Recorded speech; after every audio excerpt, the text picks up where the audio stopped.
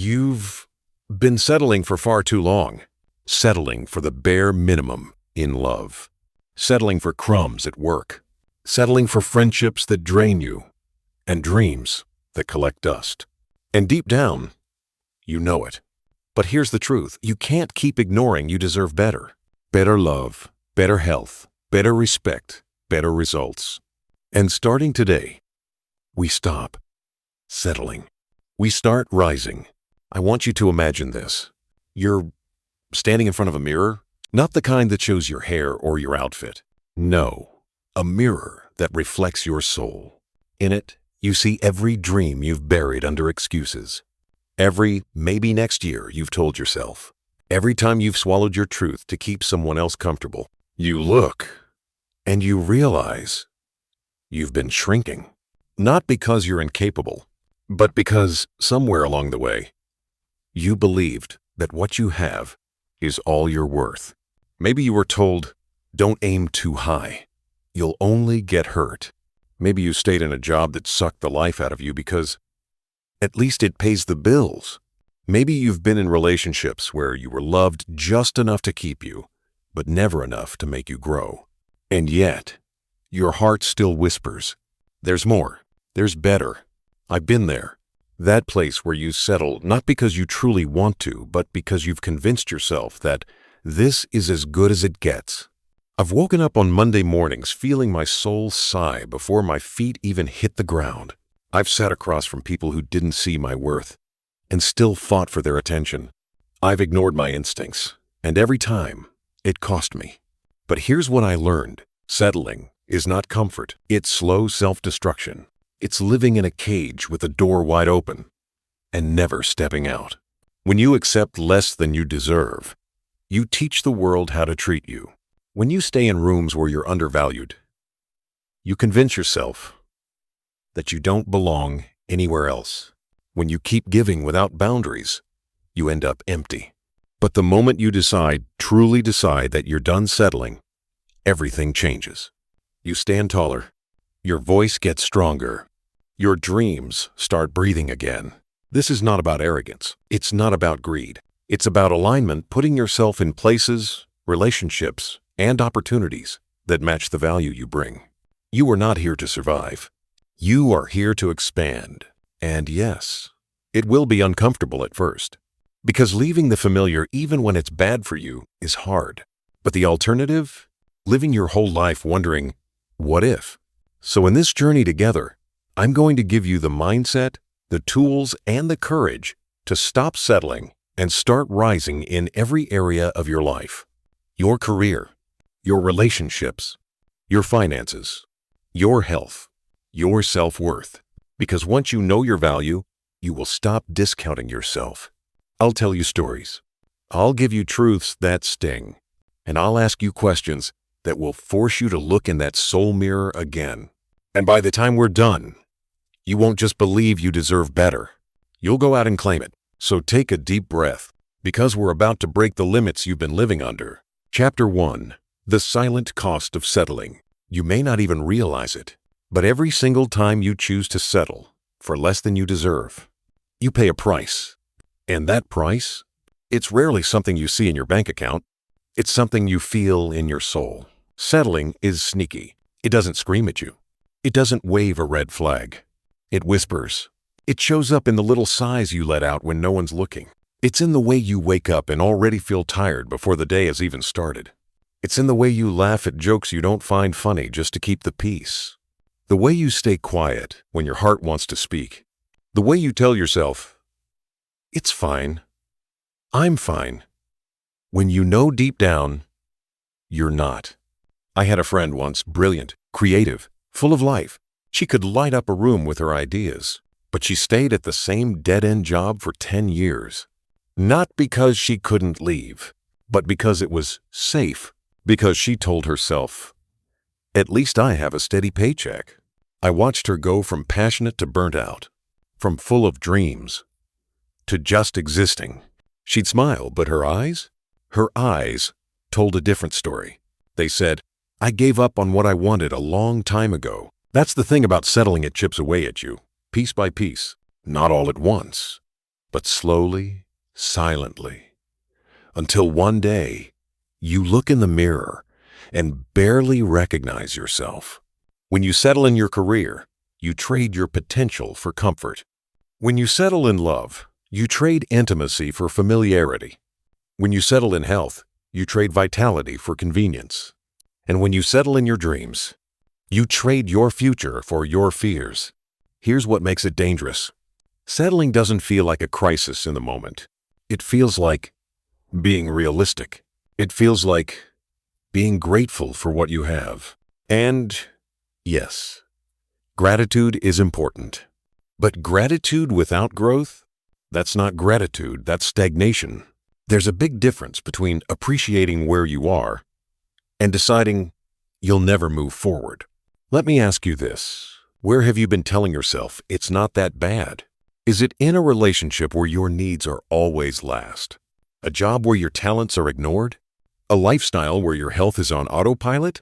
Every "it's not that bad" is a quiet surrender. A tiny compromise that teaches your mind, this is all I'm worth. And the more you repeat it, the more it becomes your truth. I remember a time in my own life where I settled so much, it became second nature. I was surrounded by people who did the bare minimum, and I convinced myself that was normal. My standards, they lowered without me noticing. My dreams, they shrank to fit the size of my comfort zone. And then one day, I caught myself saying something that shook me. I guess this is just how life is. The moment those words left my mouth, it felt like betrayal. Betrayal to the person I used to be, the one who believed in big goals, in meaningful love, in self-respect. I realized I had been living in a cage. The door was wide open, but I never walked out. That's what settling does. It convinces you the cage is safety, that the scraps you're getting are enough to survive. But you were not made to survive. You were made to thrive. Think about this metaphor for a second. Imagine you're a plant. When you first grow, your roots spread. Your leaves stretch toward the sun. But if you're planted in a pot that's too small, eventually, your roots have nowhere to go. You stop growing. You might stay alive, but you're not truly living. That's what happens when you settle. Your soul gets root-bound. You may still function. You may still smile for photos. But deep down, you're shrinking. The silent cost of settling is more than lost opportunities. It's the erosion of self-belief. Because every time you stay in a place that doesn't value you, you tell yourself that's where you belong. Every time you accept less in love, you teach yourself that's the best you can get. Every time you ignore your dreams, you confirm to yourself that they weren't worth chasing anyway. And here's the part no one talks about. Settling doesn't just hurt you. It impacts everyone around you. When you settle, your kids see it. Your friends feel it. Your partner senses it. Your lowered energy, your quiet resentment, your lack of joy, it ripples outward. You think you're avoiding conflict by accepting less, but you're actually creating a different kind of pain. So why do we do it? Fear. Fear of failure. Fear of being alone. Fear of starting over. We convince ourselves it's better to stick with the devil we know than risk the unknown. But here's the truth. The unknown isn't your enemy. The real enemy is the slow death of your potential. I'm not saying change is easy. Walking away from what's familiar takes courage. But the cost of staying small is far greater than the cost of taking a risk. So, I want you to pause right now and really ask yourself, where in my life am I settling? Not where it's obvious, but where it's comfortable. Because comfort is the most dangerous prison of all. It keeps you in a space that feels safe while stealing the life you could have had. Your challenge today is to identify just one area of your life where you've been accepting less than you deserve. Write it down. Say it out loud. Admit it. Because the first step to breaking free is seeing the cage for what it is. Reflection questions. Where have you been telling yourself it's not that bad when you know it's not what you truly want? What fears are keeping you from demanding better in that area?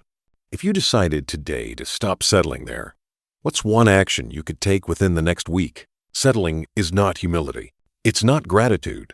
It's not maturity. It's self-abandonment dressed up as acceptance. And you deserve better. This is the first step, the awareness. The clarity. Because once you see the silent cost, you'll never want to pay it again. Chapter 2. Why you accept less than you deserve. Have you ever wondered, why do I keep ending up here? Why do I keep accepting jobs that drain me? Why do I stay in relationships where I'm half-loved? Why do I shrink my dreams before I even try? It's not because you're weak. It's not because you're lazy. And it's not because you don't want more. The reason runs deeper. It's woven into your past, into the way you've been taught to see yourself and your worth. Let's start here. From the moment you were born, you were absorbing messages. Some were loud. Some were subtle. Maybe you heard, don't be too picky. Be grateful for what you get. That's too expensive. People like us don't live like that. Maybe you grew up watching your parents stay in situations they didn't love because they had bills to pay, because they didn't believe they had a choice, because survival came before fulfillment. And without even realizing it, you learned that settling was normal, that it was just the way life works. For some of us, it came from fear of loss. You stayed in relationships long past their expiration date because you didn't want to be alone. You didn't ask for a raise because you were scared your boss might replace you. You didn't move to that new city because you were afraid of leaving everything familiar behind. Fear is persuasive. It whispers, at least you have something. If you try for more, you might lose it all. But here's the hidden truth. When you accept less out of fear, you're already losing something. You're losing your self-respect. You're losing your passion. You're losing the very life you're capable of living. And then there's the quiet enemy, low self-worth. You might not even notice it. It's not always loud or obvious. It's in the way you downplay your achievements, the way you convince yourself you're not ready or not good enough yet, the way you apologize for taking up space. Low self-worth makes you believe that asking for more is being difficult. It makes you settle for crumbs because you've convinced yourself the feast isn't meant for you. I'll tell you a personal story. Years ago, I was in a friendship that was painfully one-sided. I was always the one reaching out, always the one showing up, always the one giving. But when I needed them, silence. I kept telling myself, that's just how they are. I made excuses for their absence. I convinced myself that being loyal meant staying, even when I was invisible to them. Why? Because deep down I thought, if I walk away, maybe I'll end up with no one. That's the trap. You settle because you think a half-empty cup is better than nothing. But the truth? A half-empty cup drains you more than having no cup at all, because it keeps you hoping. It keeps you pouring energy into something that will never be full. This is where the metaphor comes in. Settling is like watering a dead plant. You keep giving, but it's not coming back to life.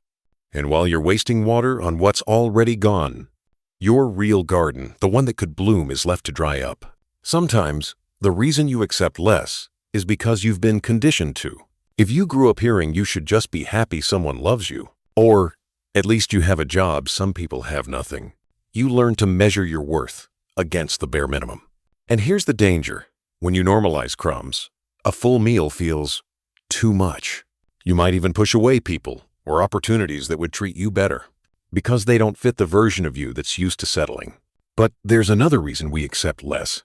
We're afraid of being judged, afraid that if we demand more, people will call us selfish, afraid that if we raise our standards, others will say we changed. And they're right. You will change. You'll stop being the version of you that makes everyone else comfortable at the cost of your own happiness. I want you to think about this. How many times have you lowered your price, your voice, your needs, just so you wouldn't seem too much? How many times have you told yourself, I'll just take what I can get, when you knew you deserved better? Here's the truth they don't tell you. The people who will call you selfish for wanting more are the same people who benefit from you accepting less. When you decide you're done settling, some people will be uncomfortable. They'll resist, not because you're wrong, but because they can no longer get away with giving you the bare minimum. So how do you stop? It starts with awareness. You have to see the roots of why you accept less. You have to trace them back to the fears, the beliefs, the conditioning that planted them. Then you have to challenge them. Ask yourself, who told me I wasn't worth more? When did I decide that I had to earn basic respect? Why do I believe comfort is safer than growth? Because here's the life-changing truth. The moment you realize you've been programmed to settle, you can reprogram yourself to rise. It's not going to happen overnight. You're going to feel uncomfortable asking for better treatment. You're going to feel guilty saying no at first. You're going to feel fear when you walk away from something good enough. But discomfort is not danger. It's a sign that you're growing, and growth is the only way you'll ever see what you're truly capable of. Reflection questions. What early lessons shape the way you see your worth today? Can you remember a specific moment when you accepted less because you were afraid of losing what you had? Who benefits the most when you keep your standards low? If you believed fully that you deserved more, what would you no longer tolerate starting today? The reasons you accept less are powerful, but they are not permanent. Once you understand them, you can change them. Once you see them, you can break them. Because you weren't put here to survive on scraps. You were born to sit at the table and eat the meal you deserve. Chapter 3. Recognizing the red flags of settling. One of the most dangerous parts about settling is that you don't always see it happening. It creeps in quietly, like a slow leak in your house. You don't notice the damage until the foundation starts to crack. By the time you realize you've been living with less than you deserve, you've built routines, habits, and even relationships around it. And the scariest part? You start calling it normal. That's why we need to talk about the red flags, the warning signs that you've crossed the line from gratitude into compromise, from patience into self-neglect. These red flags can show up anywhere in your career, your relationships, your health, even your dreams. Once you know them, you'll see them everywhere, and you'll never be able to unsee them again. Red flag. 1. You feel tired, even when you're rested. Settling drains you in ways sleep can't fix. You wake up and your body isn't exhausted, but your soul is heavy. That's not just stress. That's your spirit trying to tell you, we're living a life we don't want. When your daily environment, whether it's your job, your relationship, or your habits, constantly takes more than it gives, you carry a weight that no weekend can lift. Red flag. 2. You've stopped speaking up. You used to share your ideas. You used to have opinions. You used to say, that's not okay with me. But somewhere along the way, you stopped. You tell yourself it's not worth the fight, or I'll just keep the peace. But here's the truth. Every time you silence yourself, you confirm the belief that your voice doesn't matter. And when you stop speaking, you stop being seen. Red flag. 3. You tell yourself, it's not that bad. This is one of the most dangerous lies you can believe, because not that bad is still bad. It's still unfulfilling. It's still keeping you from what you really want. You don't have to wait for things to get unbearable before you choose better. The moment you catch yourself settling for not that bad, that's your sign. Red flag. 4. You're always waiting for someday. Someday, I'll ask for that raise. Someday, I'll start that business. Someday, I'll leave this relationship. But someday never comes. Because settling loves procrastination. It keeps you in a holding pattern, telling yourself that better will arrive when the timing is right. Here's the truth. Timing doesn't magically become right. You make it right by acting now. Red flag. 5. Your standards have quietly dropped. Think back to 5 years ago. What did you want for yourself? How did you imagine your life would look? Now, be honest. Have you lowered the bar just to feel like you've achieved something? It happens so slowly that you don't notice. But one day, you look back and realize you've been aiming for less than you once dreamed of. Red flag 6. You've stopped feeling excited. Excitement is a signal from your soul. It's your body's way of saying, yes, this is the right direction. When you've been settling too long, life starts to feel like a loop. Same days, same conversations, same feelings. No spark, no curiosity, no anticipation. When excitement is gone, settling has already moved in. Red flag. Zaven, you feel invisible. Maybe at work your ideas go unnoticed. In your relationship, your needs are overlooked. In your social life, you feel like you're just there, but never truly valued. Settling often shows up as invisibility, not because you don't exist, but because you've been playing small to fit into spaces that were never meant for you. A real-life scenario. I once knew a man named Daniel. Daniel was brilliant in his field, the kind of person who could solve problems no one else could. But at work, he was constantly overlooked. His boss would give the credit to others. Promotions went to people with less experience. When I asked him why he didn't leave, he said, "At least I have a stable job. I can't risk starting over." 2 years later, he was still in the same position, still invisible, still undervalued. Daniel wasn't lazy. He wasn't untalented. He was just comfortable, and settling had disguised itself as security. The hard truth. Sometimes the red flags are not flashing neon signs. They're whispers. They're the way you look at the clock hoping the day would end. They're the way you avoid certain conversations because you already know they'll lead nowhere. The problem with ignoring these whispers? They eventually turn into screams. Burnout, resentment, regret. Why you ignore the signs? Because acknowledging them means you might have to change something. And change? It's uncomfortable. It's easier to tell yourself, this is just a phase. It's easier to hope things will magically improve. It's easier to convince yourself that this is just how life is. But here's the thing. Every day you ignore the red flags. You train yourself to settle deeper. Your wake-up call. I want you to take inventory today. Think about your job, your relationships, your personal growth. Where do you feel tired instead of inspired? Where do you feel invisible instead of valued? Where have you been saying, "It's not that bad," when you really mean, "I'm not happy"? Because recognizing these signs is the first step. Once you see them, you can't unsee them. And that's a good thing. It means you're awake now. It means you'll start noticing every time someone gives you crumbs instead of the full meal. Every time you silence yourself to make someone else comfortable. Every time you settle for fine instead of great. Reflection questions. Which red flag do you see most clearly in your life right now? How long have you been ignoring it? What would your life look like if you stopped tolerating it? What's one step you could take this week to move away from that situation? Settling hides in plain sight. It convinces you that you're being reasonable, when in reality you're being robbed. Robbed of joy, robbed of growth, robbed of the life you were meant to live. But now, you've seen the signs. You know the truth. And with that awareness, you're already one step closer to breaking free. Chapter 4. The decision that changes everything. There comes a moment, a single defining moment, when you look at your life and realize, I can't keep doing this. It doesn't always happen with fireworks or dramatic music. Sometimes it's quiet. Sometimes it's just you, alone in your room, staring at the ceiling at 2 a.m., feeling that heavy truth sink in. If I don't change something, nothing will change.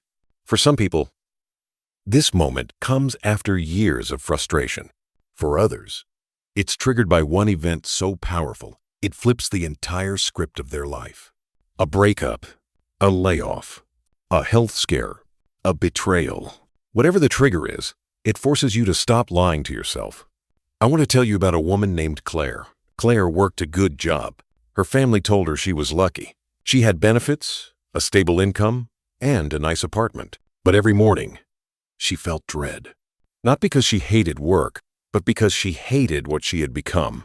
She used to dream of opening a bakery. She used to spend weekends experimenting with recipes, losing herself in the joy of creation. But life got practical. She told herself, one day, when I have more savings, when I feel ready, I'll do it. Years passed. Then one morning, her boss told her she'd need to work late for the third weekend in a row. And in that moment, Claire's mind went still. She realized she had been giving her best years to something she didn't even want. That was her breaking point. She quit 2 weeks later and started the slow, scary process of building her bakery. It wasn't easy. She faced debt, fear, and sleepless nights. But she never went back. Because once you make that decision, the one where you refuse to settle, you can't unmake it. Here's what I've learned. The decision to change is rarely comfortable. It's rarely convenient. And it almost never comes with the guarantee of success. But it is the moment your life starts shifting. You see, up until now, maybe you've been flirting with change. You've thought about leaving that relationship. You've daydreamed about starting that business. You've told yourself, I should really start taking better care of myself. But thoughts don't change you. Decisions do. A decision isn't just an idea. It's a line in the sand. It's the moment you tell yourself and the world, this is who I am now. This is what I will no longer accept. When you make that kind of decision, something incredible happens. The energy around you shifts. Doors you didn't see before start opening. Opportunities that were always there suddenly become visible. People who match your new standard begin to show up. It's not magic. It's alignment. When you stop spending your energy keeping yourself small, you free it up to build something bigger. But here's the part most people don't realize. Making the decision is the hardest part. Not because taking action is easy, but because deciding means you've killed the option of going back. You've burned the bridge. You've closed the escape hatch. You've committed. And commitment is terrifying until it becomes liberating. I remember the first time I made one of those decisions. It was about my own self-respect. I was in a situation where I kept being treated like I was replaceable. And I kept accepting it because I thought, better this than nothing. One day, I caught my own reflection, and I didn't like what I saw. Not because of my appearance, but because of my eyes. They looked tired, defeated. That night, I wrote in my journal, I will never again stay where I am not valued. And that was it. I walked away. I didn't have a safety net. I didn't have a clear plan. But I had made the decision, and that gave me more strength than any plan could. Here's the truth. You don't need to know every step before you start. You just need to decide that staying the same is no longer an option. Think of it like this. A ship doesn't need to see the entire coastline before it leaves the harbor. It just needs to raise the anchor and start moving. That's your decision moment, raising the anchor. And yes, people will question you. They'll tell you you're being reckless. They'll ask you, what if it doesn't work? But here's my counter question. What if it does? What if the decision you make today is the one that finally pulls you out of the life you've been tolerating and into the life you've been dreaming of? You will never feel 100% ready. If you're waiting for that, you'll wait forever. Courage isn't the absence of fear. It's deciding that fear will not control you. Your challenge. Right now, I want you to think about the area of your life that hurts the most. The one that feels heavy. The one you've been avoiding. Ask yourself, if I made a decision today to change this, what would it be? Then write it down. Say it out loud. Claim it. Because clarity without commitment changes nothing. Reflection questions. What's one area of your life you've been tolerating for too long? If you made a firm decision today to change it, what would that look like? What's one action you could take in the next 24 hours to prove you mean it? Who do you need to become in order to live with that decision? The decision that changes everything isn't made in a rush of emotion. It's made in a moment of truth. It's you, choosing yourself. It's you, finally stepping into the life you were meant to live. And when you make it, you'll know. Because from that moment on, there is no going back. Chapter 5, The Power of Boundaries. There's a moment in life when you realize the problem isn't just what people are doing to you. It's what you're allowing. Because here's the truth. No one can consistently cross a line if you never give them permission to step over it. Boundaries are the lines you draw, the gates you lock, the rules you live by to protect your time, your energy, and your worth. Without them, you become a doormat for other people's needs and a stranger to your own. I didn't always have boundaries. I used to think being nice meant saying yes to everything, helping everyone, being available 24/7. I thought it made me a good friend, a good partner, a good employee. But here's what I didn't see at first. Every yes I gave to others was a silent no to myself. Let me paint you a picture. Imagine you have a phone with a fully charged battery in the morning. Throughout the day, everyone plugs into it. Your boss, your friends, your family. They use your battery to power their lives. By evening, your phone is dead. And you're left with nothing to give yourself. That's what life without boundaries feels like. Why we avoid setting boundaries. For most of us, it's fear. Fear of being seen as selfish. Fear of losing people we care about. Fear of conflict. We tell ourselves, if I set limits, they might get upset. So we swallow our discomfort and let people take more than they give. But here's what's important to understand. Boundaries aren't about pushing people away. They're about creating space for the right people to stay. The cost of no boundaries. When you don't set boundaries, resentment builds. You start to feel drained just thinking about certain people. You avoid calls, not because you're busy, but because you already know they're going to take more than they give. And here's the dangerous part. That resentment doesn't just poison your relationships. It poisons how you see yourself. Because deep down, you know you're betraying your own needs. I learned this the hard way. I had a friend who always needed something. Money, time, emotional support. And I gave it every time. Not once did they ask, "How are you?" Not once did they show up for me when I needed it. But I kept giving because I didn't want to seem cold. Until one day, I realized I was starting to hate hearing their name. That was my sign. I had been giving out of obligation, not love. And that's when I knew my lack of boundaries was my real problem. What boundaries really are. Boundaries are not walls. Walls shoot everyone out. Boundaries are doors that you decide when to open and to whom. They say, this is how I allow myself to be treated. This is where my energy ends and yours begins. The power they give you. When you set boundaries, something incredible happens. You stop living reactively. Instead of letting life happen to you, you choose what and who gets your time and energy. It's like finally putting a filter on your life. Only the people, opportunities, and habits that respect your worth get through. Examples of powerful boundaries. Saying no to a project at work because you're already at capacity. Refusing to engage in conversations that are disrespectful or draining. Blocking time in your schedule for rest and treating it as seriously as a business meeting. Telling friends or family, I'm not available to talk about that right now. At first, setting boundaries feels uncomfortable. You'll second-guess yourself. You'll replay conversations in your head wondering if you were too harsh.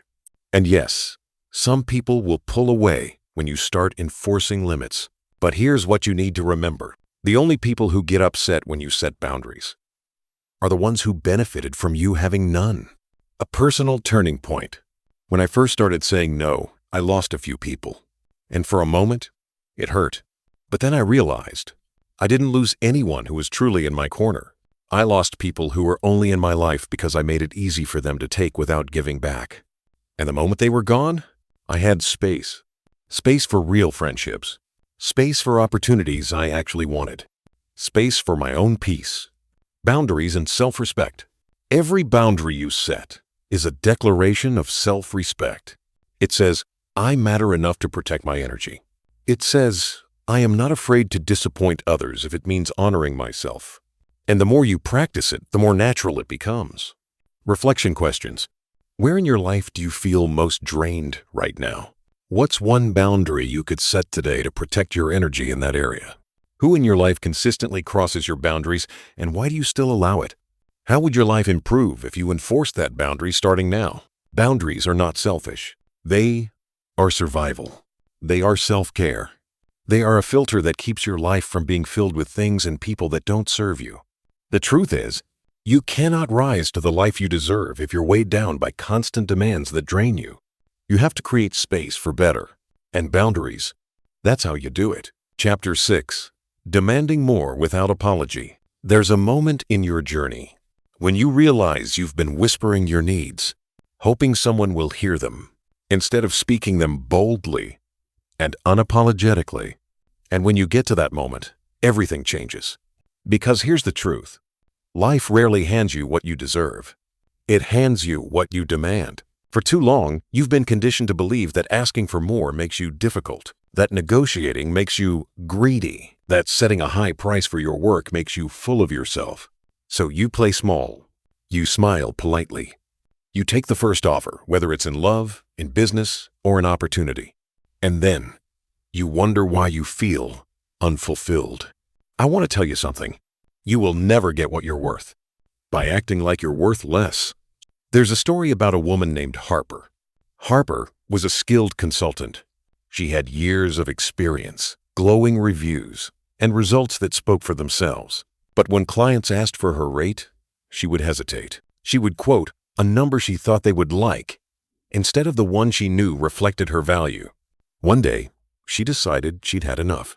She calculated her true worth, the hours, the expertise, the results, and the number was 50% higher than she'd been charging. The next time a client asked for her rate, she took a deep breath and said it with no apology. The client didn't blink. They said, "Sounds fair. When can we start?" In that moment, Harper realized she had been undercharging not because the world couldn't pay her more, but because she never asked. That's the thing most of the time. People aren't holding you back. Your silence is why we struggle to ask for more. It's fear. Fear of rejection. Fear of being called ungrateful. Fear of losing what we already have. We tell ourselves, it's better to get something than risk getting nothing. But here's the danger. When you never demand more, you teach people that the bare minimum is enough for you. And once they believe that, why would they give you anything extra? Demanding more is not arrogance. It's clarity. It's saying, this is the value I bring, and I will not accept less. And yes, it applies to every area of your life. In your career, asking for the raise you've earned, not just the one they feel like giving you. In your relationships, requiring respect, effort, and emotional presence, not just empty words. In your time, refusing to fill your schedule with things that don't move you toward your goals. The shift you need to make. Stop asking, will they give it to me? Start asking, will I give it to myself? Because demanding more starts internally. You have to believe your time, your skills, and your presence are worth it before anyone else will. Think about it.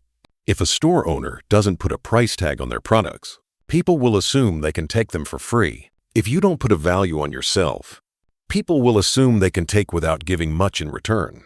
The courage to speak up, demanding more, doesn't mean being rude. It means being direct.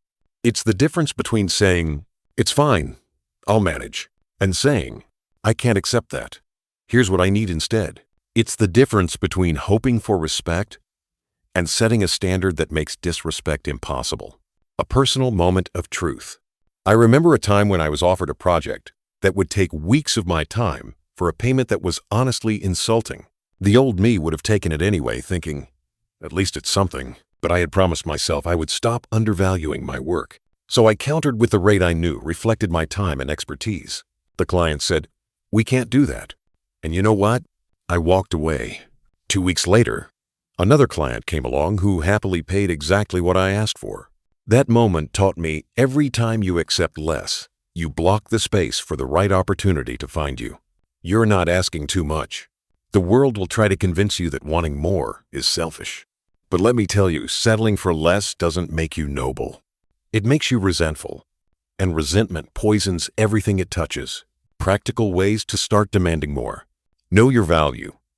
Write down your skills, your experience, your achievements. Put it in black and white. State your standards clearly. In work, in love, in friendship, say what you need out loud. Be willing to walk away. The ultimate power is knowing you don't have to stay where you're not valued. Stop over-explaining. Your worth is not up for debate. A simple, that doesn't work for me, is enough. Reflection questions. Where in your life have you been quietly accepting less than you deserve? What's one standard you could raise today without apology? How would your energy change if you stopped over-explaining your worth? What's the worst that could happen if you walked away from something beneath your value? Demanding more is not about greed. It's about alignment. It's about putting yourself in rooms, relationships, and opportunities that match the value you bring. When you raise your standards, you raise your life. And the best part? You give others permission to do the same. You deserve more. And starting today, you will ask for it. Without guilt, without fear, without apology. Chapter 7. Letting go of almost. There's a trap. More dangerous than failure. It's not being stuck with nothing. It's being stuck with almost. Almost the relationship you want. Almost the career you dreamed of. Almost the health you hoped for. It's close enough to keep you there, but never enough to truly satisfy you. The danger of almost is that it gives you just enough to stop you from leaving, but not enough to make you happy. It's like being thirsty, and someone gives you a sip of water every hour. You'll never die from dehydration, but you'll never feel quenched either. I've been there. I was in a job once that was fine. The pay was decent. The people were nice. The work wasn't terrible. But I wasn't growing. I wasn't learning. I wasn't excited. It was almost my dream job, but not quite. And because it wasn't bad, I stayed. I told myself, why risk losing this for something uncertain? But here's the truth. Almost is the greatest enemy of great. Why almost is so dangerous. When something is truly bad, it's easier to leave. The pain is clear. The reasons are obvious. But almost is comfortable enough to make you doubt yourself. It whispers, don't be ungrateful. You could have nothing. So you convince yourself to stay even when your soul is restless. Think about relationships. Maybe you've been with someone who's kind, but they don't truly see you. They don't inspire you. They don't challenge you to grow. They give you just enough affection to keep you hoping, but never the depth of love you deserve. You call it good enough, but deep down, you know it's not. The problem with staying in almost. When you settle for almost, you stop chasing exactly. And the longer you stay, the more you adapt to the limits of your situation. Your dreams shrink to fit your reality, instead of your reality expanding to fit your dreams. Metaphor time. Imagine you're trying to catch a flight. You rush through traffic. You get to the airport. You run to the gate. You arrive 1 minute after they close the doors. You almost made it. But almost doesn't get you on the plane. That's how almost works in life. You're close, but not there. And close doesn't fulfill you. Why we hold on to almost. Fear of loss. You don't want to let go of what you have and end up with nothing. Fear of the unknown. What if better doesn't come? Sunk cost. You've already invested so much time, money, or energy. You feel like leaving would waste it. But here's what I had to learn. Every day you hold on to almost, you delay the life you actually want. A story of letting go. I knew a man named Elias. He had a small business that was doing okay. Not great, not failing, just okay. For years, he wanted to pivot into a new industry, but he didn't want to risk the steady yet unfulfilling income. One day, a friend asked him, if you started over today knowing what you know now, would you build this same business? Without hesitation, he said, no. That was his answer. 2 months later, he sold his business and started fresh. The first year was tough, but by the second year, he was earning more than double doing work he loved. Letting go of almost gave him space for better. The illusion of security almost makes you believe you're safe, but safety is not the same as fulfillment. You can be safe and still be dying inside. Signs you're living in almost. You constantly think about something else you'd rather be doing. You make excuses for why you can't change, even when those excuses feel weak. You feel a dull dissatisfaction you can't shake. Even though nothing is wrong, you're more afraid of losing what you have than excited about what you could gain. Breaking free from almost.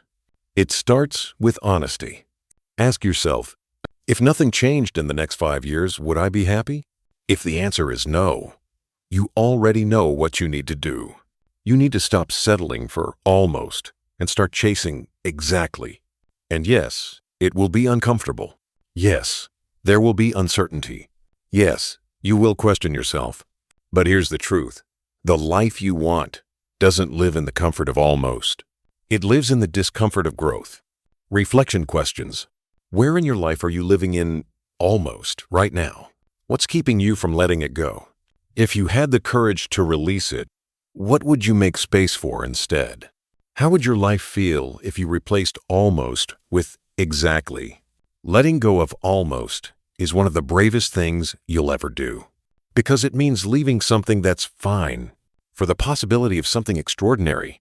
And that's scary, but it's also the only way you'll ever get there. You deserve more than almost. You deserve the full thing. the real thing. And the moment you decide that, you'll stop settling for close enough and start chasing exactly what you want. Chapter 8: Rebuilding Your Self-Respect. Self-respect. It's the foundation of everything. It's the quiet voice inside you that says, I matter. It's the inner strength that stops you from accepting crumbs when you deserve the feast. Without self-respect, you'll keep saying yes when you mean no. You'll keep staying where you don't belong. You'll keep handing your worth to people who can't even carry it. Here's the truth. You can't rise in life if you keep bending your back just to make others comfortable. And the moment you start rebuilding your self-respect, everything, and I mean everything, changes. What self-respect really means. It's not arrogance.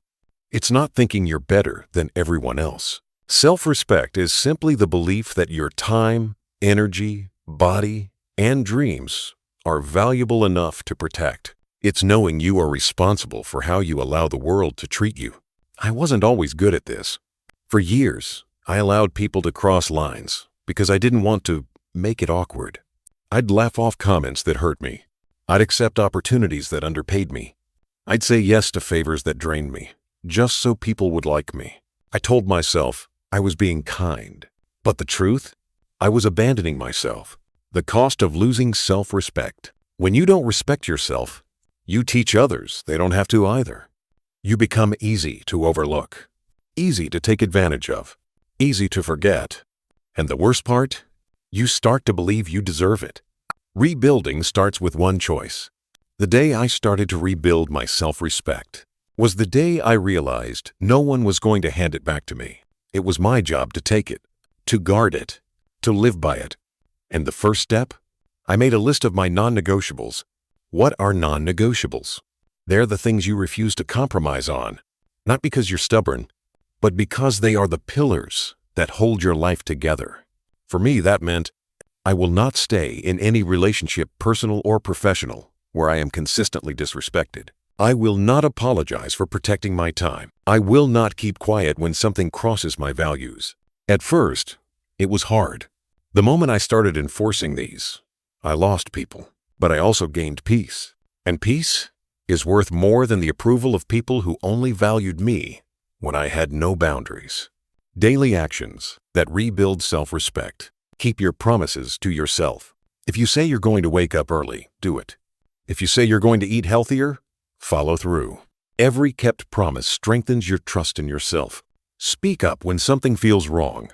Even if your voice shakes, even if it's uncomfortable, silence in the face of disrespect erodes self-respect. Stop explaining your worth. Your value is not up for debate. Learn to say, "This doesn't work for me," without writing a 3-paragraph essay to justify it. Surround yourself with people who reflect your value. If they don't celebrate you, they don't deserve a seat at your table. The mirror test. Every night, I look in the mirror and ask myself, did I honor myself today? Some days, the answer is yes, and I feel stronger. Other days, it's no, and that's my signal to do better tomorrow. Self-respect is built in the daily moments where you choose yourself over comfort. A story of change. I knew a man named Victor. Victor used to say yes to every request at work. Extra hours, extra tasks, extra stress. His boss loved him, but only because Victor never complained. One day, Victor's health started to suffer. He realized he had been trading his well-being for a paycheck. So he set new boundaries. He refused unpaid overtime. He took his full lunch break. He started leaving work on time. At first, his boss was shocked. But over time, Victor gained respect. Not because he worked more, but because he finally respected himself enough to stop overworking. Why rebuilding self-respect feels uncomfortable at first? Because you've been trained to think putting yourself first is selfish. You've been taught to keep giving until you have nothing left. But here's the truth, you can't pour from an empty cup. And self-respect is how you keep your cup full. Reflection questions. Where in your life are you betraying your own standards right now? What's one non-negotiable you can set starting today? Who in your life treats you in a way that reflects how you treat yourself? How would your days look different if you honored yourself fully? Your challenge. Tonight, write down 5 non-negotiables for your life. They can be about your work, your relationships, your health, or your time.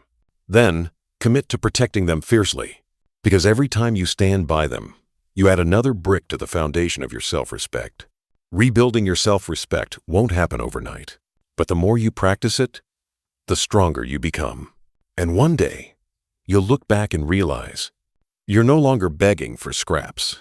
You're no longer tolerating disrespect. You're no longer bending just to be accepted. You are standing tall, and that is the power of self-respect. Chapter 9. Becoming uncomfortable with comfort zones. Comfort zones, they're warm, they're familiar, they're safe. And if you're not careful, they will also be the slow death of your potential. See, the comfort zone doesn't feel like a prison. It feels like home. The couch is soft. The temperature is just right. The routines are predictable. But outside those walls is where the growth is. Outside those walls is where your next level waits. And if you're serious about rising in every area of your life, you have to become uncomfortable with staying comfortable. Why comfort zones are so dangerous? They trick you into thinking you're okay when really, you're stuck. Nothing terrible is happening. Nothing amazing is happening either. It's just fine. But fine is not where your dreams live. Fine is not where transformation happens. Fine is where your energy goes to sleep. Think about it like this. If you keep a plant in a pot that's too small, it will survive. It will still have leaves. It will still be green, but it will never grow beyond the limits of that pot. That's your comfort zone. It keeps you alive, but it will never let you thrive. A story about staying too long. I knew a woman named Naomi. Naomi worked at the same company for 15 years. She was good at her job. She liked her coworkers. She knew every detail of her role so well. She could do it with her eyes closed. But here's the thing, she never moved up. Never tried something new. Never challenged herself. When I asked her why, she said, "Why would I? Things are fine here. It's comfortable." Fast forward. The company was bought out. Naomi's role was eliminated. She had no new skills, no experience outside her routine, no confidence to start fresh. Her comfort zone had kept her safe for years, until it didn't. The illusion of safety. Comfort zones feel safe because they protect you from failure, but they also protect you from growth. You can't fail if you don't try, but you also can't win. The walls you've built to keep fear out are the same walls keeping opportunity from coming in. Signs you're stuck in a comfort zone. You avoid challenges because they feel too hard or too risky. You've stopped learning anything new. You can predict your next year, and it looks exactly like the last one. You feel restless, but you don't act on it. Why we stay there? The comfort zone is addictive. It gives you a false sense of control. And let's be honest, stepping out means stepping into uncertainty. Uncertainty is uncomfortable. It's unpredictable. It's messy, but it's also where life gets interesting. Becoming uncomfortable with comfort. If you want to rise, you have to start associating discomfort with growth. And associating comfort with stagnation, you have to retrain your brain to see that staying the same is the real risk. My turning point. For me, it happened when I realized my comfortable routine was actually suffocating me. I woke up at the same time every day. I did the same work. I spoke to the same people. And one day, I asked myself, if I live the next 10 years exactly like this, will I be proud? The answer was no. That question alone was enough to push me into discomfort, trying new things, taking risks, learning skills that scared me. And each step out of my comfort zone made my life bigger. Small ways to step out. You don't have to jump out of a plane tomorrow to break your comfort zone. Start small. Speak up in a meeting when you normally stay quiet. Sign up for a class in something you've never tried. Say yes to an opportunity that scares you a little.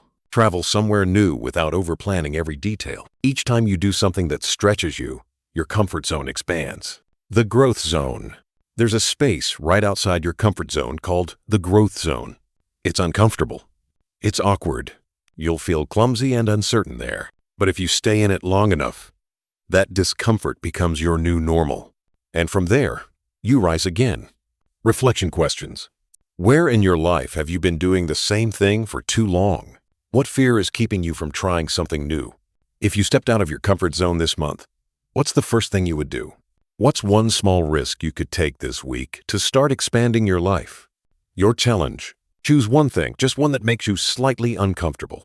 Do it this week, not next month, not when you're ready. Now, because you will never feel fully ready for growth. You grow by doing the thing before you feel ready. The truth about comfort. It's not the enemy until it becomes your home. Then it quietly steals your ambition, your courage, your dreams. So make a decision today. Be grateful for comfort, but never live there permanently. You were not designed to stay in the pot you were planted in. You were meant to be repotted, stretched, challenged, until your roots are deep and your branches are wide. And that only happens when you make friends with discomfort. Chapter 10. The ripple effect of choosing better. When you decide to choose better for yourself, it doesn't just change your life. It changes the lives of the people around you, sometimes in obvious ways, sometimes in ways you may never even see. Because every choice you make sends out ripples, ripples that can inspire, challenge, and awaken others. It starts with you. Most people think they need to change the world by fixing other people. But that's not how real influence works. The most powerful thing you can do is live your life as an example of what's possible. When you raise your standards, when you stop settling, when you choose better, you give silent permission for others to do the same. A story about influence without trying. I once knew a man named Jordan. Jordan grew up in a family where everyone struggled with debt. It was normal to live paycheck to paycheck, always stressed, always behind. That one day, Jordan made a decision. He was done living like that. He started budgeting, paying off debt, investing. He didn't preach to his family. He didn't try to fix them. He simply changed his own habits. Over time, his sister started asking questions. Then his cousin. Then his parents. Without saying a word, Jordan had started a ripple effect. Because when people see what's possible, they start to believe it could be possible for them too. The hidden power of your standards. When you choose better relationships, you show others what healthy love looks like. When you choose better work environments, you show others they don't have to stay in toxic ones. When you choose better habits, you show others what's possible for their health, their mindset, their future. You don't have to be loud to be impactful. You just have to be consistent. Why people notice? Because in a world where most people settle, someone who refuses to is magnetic. It's rare. It's refreshing. It's inspiring. When you walk away from something that's fine because you know you deserve great, people pay attention, even if they don't say it out loud. They're watching. They're thinking, if they can do it, maybe I can too. The ripple works both ways. This is important to understand. Your choices can inspire, or they can discourage. If you constantly settle, if you tolerate disrespect, if you stay in situations that drain you, the people around you learn from that too. They start to believe that's all they should expect, especially the ones who look up to you. Your kids, your siblings, your friends. They are taking notes on what's normal based on what you accept. A personal wake-up call. I remember realizing this the day my younger cousin asked me, "Do you actually like your job?" He hesitated. I wanted to say yes, but the truth was no. In that moment, I saw it clearly. If I stayed in that job out of fear, I was teaching him to do the same. I didn't want him to inherit my excuses. I wanted him to inherit my courage. So I left. And years later, he told me the decision gave him the courage to pursue his own dream career. Your energy is contagious. When you're living below your potential, you carry a heaviness. When you're living in alignment with your worth, you radiate something different. People feel it. They might not know what changed, but they sense it. And that shift, it pulls the right kind of people toward you and pushes the wrong ones away. You don't need everyone to approve. When you start choosing better, not everyone will clap for you. Some will feel threatened. Some will try to pull you back to the old you. But remember, the ripple effect is not about pleasing everyone. It's about living so authentically that those who are ready to rise will rise with you. Practical ways to start the ripple. Make one bold choice. publicly. Leave the toxic job. End the unhealthy relationship. Start the project you've been delaying. Share your wins without shame. Not to boast, but to show what's possible. Refuse to lower your standards. Even when it's inconvenient, live the example before preaching the lesson. People trust what they see more than what they hear. The long-term impact. The ripple effect doesn't happen overnight. You may not even see all the results in your lifetime, but somewhere, someone will make a braver choice because they saw you make yours. And that is legacy. Reflection questions. Who in your life might be watching and learning from your choices right now? What message are your current standards sending to them? What's one area where raising your standard could inspire someone else? How would your life and theirs change if you set that example starting today? Your challenge. Identify one choice you can make this month that reflects your highest standard. Do it. Live it. Let the ripple begin. Choosing better is not selfish. It's an act of service. Because every time you step into the life you deserve, you show others that they can too. And those ripples, they keep spreading long after you've made the choice. Chapter 11. How to keep rising when life pushes back. Here's the truth no one wants to hear. The moment you decide to rise, life will test you. Not once, not twice, but over and over again. Because growth isn't a straight climb. It's a series of climbs, slips, stumbles, and recoveries. And the question isn't just, can you rise? It's, can you keep rising when life pushes back? Why the pushback comes. The moment you set higher standards, you disrupt the balance of the life you've been living. Some people will resist your change. Some situations will try to pull you back to the old you. And sometimes it's not other people at all. It's life itself throwing obstacles in your path. Not because the universe is against you, but because the climb forces you to strengthen the very muscles you'll need to stay at the top. Think of it like the ocean. When a wave crashes into you, you have two choices. You can let it knock you down, or you can plant your feet and push back harder. Every wave that hits you is training you. The first pushback is always the hardest. The first time you demand more in a relationship, you might be met with silence. The first time you ask for what you're worth at work, you might get rejected. The first time you walk away from almost, you might feel the ache of loss. And here's where most people give up. They think, if it's this hard, maybe I made the wrong choice. But here's the truth. The resistance you feel is proof that you're moving in the right direction. A story of holding on. I knew a woman named Lila. Lila had spent years in a job that drained her. When she finally decided to leave, she felt unstoppable. Until her first 3 interviews ended in rejection. She started doubting herself. She thought maybe she should just go back, but instead, she stayed the course. She kept applying. She kept learning. She kept pushing. 6 months later, she landed a role that paid double in a company where her ideas were valued. She told me later, if I'd quit when it got hard, I'd still be miserable. Resilience is a muscle. You don't build it by reading about it.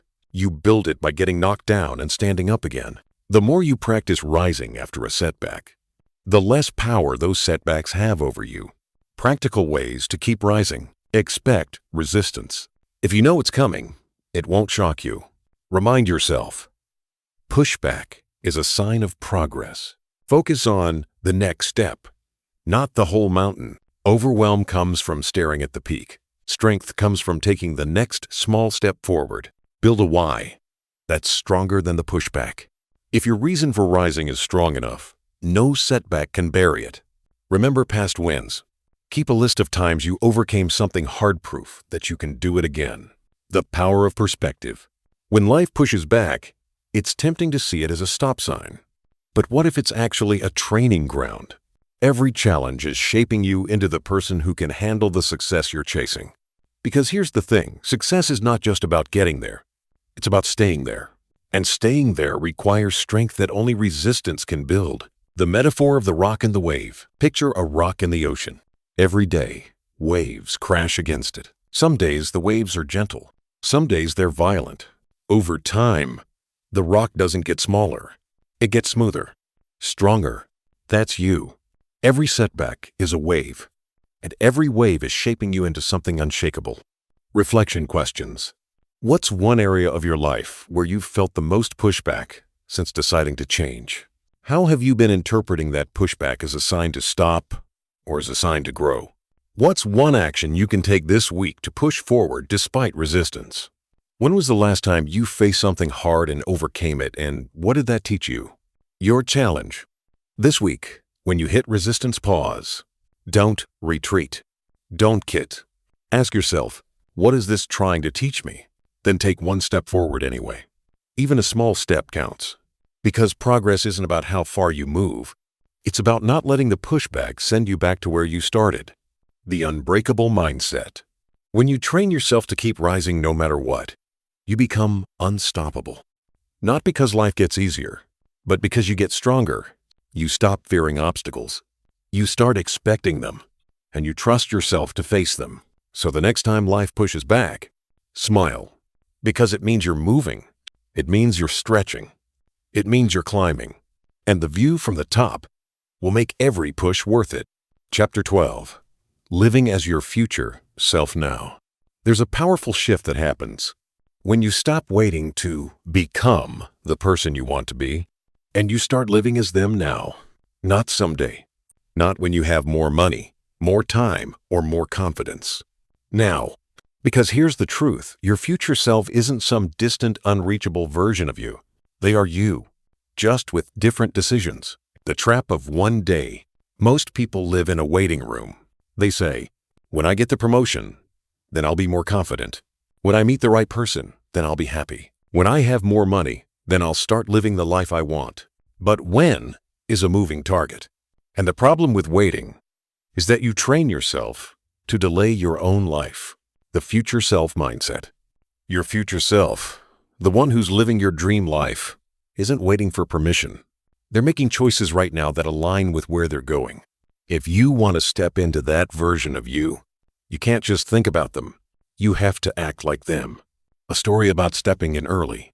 I knew a man named Samuel. Samuel wanted to be a public speaker, but he told himself he needed more experience first, more training, more readiness. One day, a friend asked him, if you were already a successful speaker, what would you be doing differently right now? He thought about it. I'd be practicing every day. I'd be dressing the part. I'd be networking with other speakers. And then his friend said something that changed him. So why aren't you doing that now? That day, Samuel started living like his future self. Within a year, he was on stage, not because he was ready in the future, but because he started being ready in the present. Why this works? When you live as your future self, you send a clear message to your brain. This is who I am now. Your actions shape your identity, and your identity shapes your future. Think of it like rehearsing for a role. If you keep showing up in the costume, speaking the lines, and embodying the character, eventually you become them. Practical ways to live as your future self. Dress the part. If your future self is confident and successful, start showing up like it now, not later. Make decisions they'd make. Ask yourself, would my future self say yes to this? Or no? Adopt their habits today. If they're disciplined, start waking up earlier. If they're healthy, start making the food choices they'd make. Surround yourself with people who match that life. Your environment shapes your identity upgraded. The emotional shift. When you live as your future self, you start to feel different. Opportunities start to align. People treat you differently because you treat yourself differently. And here's the key, it's not about faking it. It's about embodying the truth of who you're becoming before the evidence shows up. My own turning point. I used to think I needed certain milestones before I could carry myself with confidence. But the truth was, confidence doesn't come after achievement. Achievement comes after confidence. The moment I decided to act like the version of me who already had the life I wanted, I started attracting opportunities that matched that version. Reflection exercise. Close your eyes. Picture your future self 5 years from now. What do they look like? Where do they live? Who are they surrounded by? How do they spend their time? Now, ask yourself, what's one thing they do every day that I'm not doing now? Start doing it today.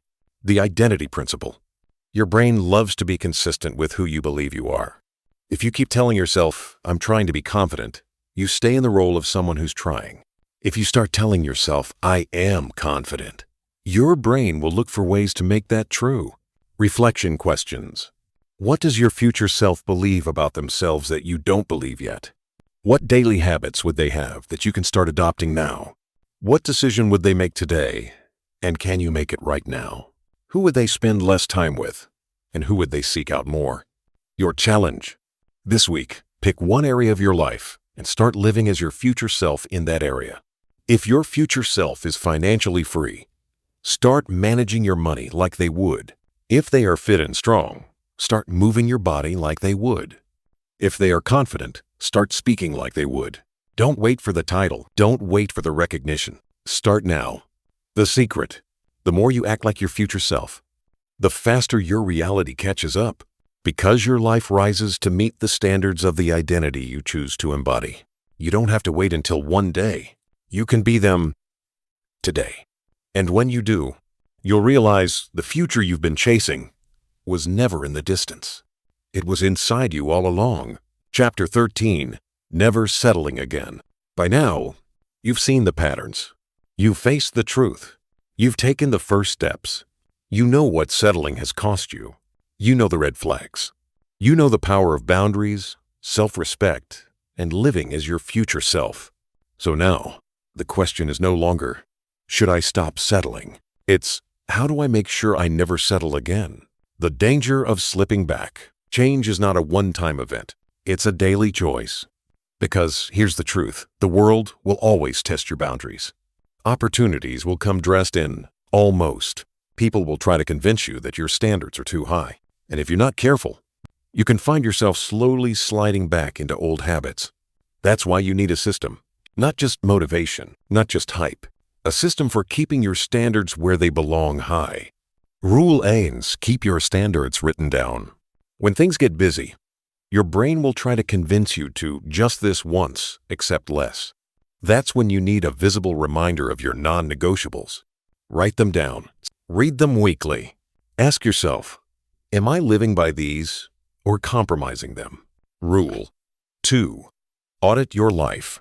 Regularly, every few months, sit down and review your relationships, your work, your habits. Ask, is this helping me rise? Is this aligned with my values? Is this the level I've promised myself? If the answer is no, adjust quickly. Rule 3. Surround yourself with high-standard people. Your environment will either lift you or lower you. If the people around you normalize settling, you'll start doing it without even realizing. Find people who push you, who challenge you, who expect you to bring your best. Rule 4. Protect your why. The easiest way to slip is to forget why you raised your standards in the first place. Keep your why visible. Write it on a sticky note. Save it as your phone background. When temptation comes, remember, you didn't go through all this growth just to go back. The emotional shield. When you commit to never settling again, you build an internal shield. It doesn't mean you won't face challenges. It doesn't mean you won't feel tempted by comfort. It means you've trained yourself to recognize the difference between alignment and compromise, and you have the courage to choose alignment every time. A story of no return. I once met a man named Adrian. Adrian had been in a relationship for 8 years that was fine but not fulfilling. When he finally walked away, he promised himself he would never again stay somewhere just because it was comfortable. Years later, he told me, the first few months after leaving were hard. I questioned myself. But once I experienced what it felt like to be truly seen and valued, I knew I could never go back to less. That's the key once you taste the life that comes with high standards. Settling feels impossible. Why people break their promise to themselves. They stop paying attention. They let loneliness or fear cloud their judgment. They confuse gratitude with acceptance of less. You have to stay awake. You have to keep checking in. You have to remind yourself that better than before doesn't mean as good as it gets. Daily habits that keep you from settling. Morning check-in ask, what's one choice I can make today that aligns with my highest standard? Evening reflection ask, did I live by my non-negotiables today? Weekly challenge, do one thing that pushes you beyond your comfort zone. Monthly cleanup, remove one thing or person from your life that no longer serves you. Reflection questions. What's your number one non-negotiable moving forward? Who in your life helps you keep your standards high? And who pulls you down? How will you check in with yourself to make sure you're not slipping? What's one area you still need to raise your standards in right now? The promise. Today, I want you to make a promise to yourself and mean it. Say it out loud if you have to. I will never again stay where I am undervalued. I will never again lower my standards to fit in. I will never again trade my peace for acceptance. I will never again settle for less than I deserve. Your challenge. Choose one action today that reflects your new standard. It can be small. It can be big. Say no to something you don't want. Ask for something you've been afraid to request. Walk away from something that no longer serves you. Because the more you practice, the more natural it becomes. The new you. You are not who you were when you started this journey. Back then, you didn't always see your value. Back then, you doubted if better was possible. But now, you've proven it to yourself. You've built boundaries. You've raised your standards. You've stepped into your future self. And from this moment forward, you don't go backwards. This isn't just a chapter in a book. This is a chapter in your life. And the title is simple. Never Settling Again. Conclusion. You deserve better. How to stop settling and start rising in every area. Take a deep breath. We've walked this road together. From recognizing the silent cost of settling, to understanding why you've accepted less, to setting boundaries, demanding more, letting go of almost rebuilding self-respect, and stepping boldly into your future self. We've gone through the battles, comfort zones, pushback, identity shifts, and the promise to never settle again. And now, it's time to choose. Because here's the truth. This isn't just a book. It's not just a video. It's a decision point. You can close this and go back to life as usual. Or you can close this and start living as the person you've always been capable of becoming. You've been given the tools. You've been given the perspective. But only you can take the action. And action is what will make the difference between this being inspiring for a moment and life-changing forever. Remember this. Settling isn't safety, it's slow surrender. And the longer you stay in it, the more it steals from you. But the moment you decide you're done, truly done, you create a chain reaction that changes everything. Your relationships shift. Your opportunities shift. Your energy shifts. And you start attracting the life that matches your value, your new standards. From this day forward, you don't chase things that diminish you. You don't shrink to fit in. You don't apologize for your worth. You walk into rooms knowing you belong. You speak your truth without fear. You choose relationships, opportunities, and environments that feed your growth, not your doubt. And if something doesn't match your standard, you have the courage to let it go. The ripple you create. The changes you make for yourself will inspire others even if you don't see it. Your friends will notice. Your family will notice. Your children or the young people who look up to you will notice, because you'll be showing them something rare, the courage to live fully, without settling. Your challenge moving forward. Over the next 7 days, make 3 choices that reflect your highest standard. They can be small or bold, but each one must be intentional. Say no when you mean no. Ask for what you're worth.